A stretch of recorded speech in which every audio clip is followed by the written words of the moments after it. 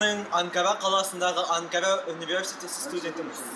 Жалпы 2019 жыл Қазақстанда жастар жылы деп танылыпты. Және биыл Қазақстан жастары үшін өте көп мүмкіндік жасалайын деп отыр. Қазақ жастары қандай мемлекетке барып, қай университетте оқимын десе де, олардың жолы әрдайым ашық. Және біз қазақ жастарының болашағы жарқын екеніне сенеміз. Түркиядан Қазақстанға сәлем. Құрметті отандастар, қадірлі достар. Біздің елімізде жастардың сапалы білім алу үшін барлық жағдай жасалған.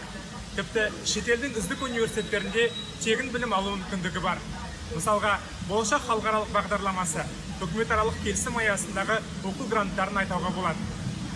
Білімді мыңды жығар. Олай болса, ел еңсесін еселеу жолында сапалы білім алуға шақырам. Алған білімімізді тәжірибеде қолданып, ел игілігі үшін іске асыруға барлығымыз күш салуымыз қажет деп есептеймін. Биыл елімізде жастар жылы деп аталынды. Осы жыл аясында жастар үшін көптеген игі шаралар қолға алынады деп сенемін. Барлықтарыңызға Лондон қаласынан дұғай сәлем. Қазақстанда 2019 жыл жастар жылы деп бекітілген болатын. Осыған орай барлық қазақ жастарын құттықтағым келеді.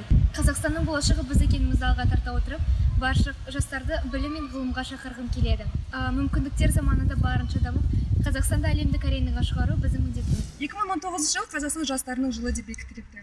2018 жылдың аяғында Түркия мемлекетінің Эрзурум қаласындағы Ататүрк университетіне білім алуға келдім. Бұл менің факультетім.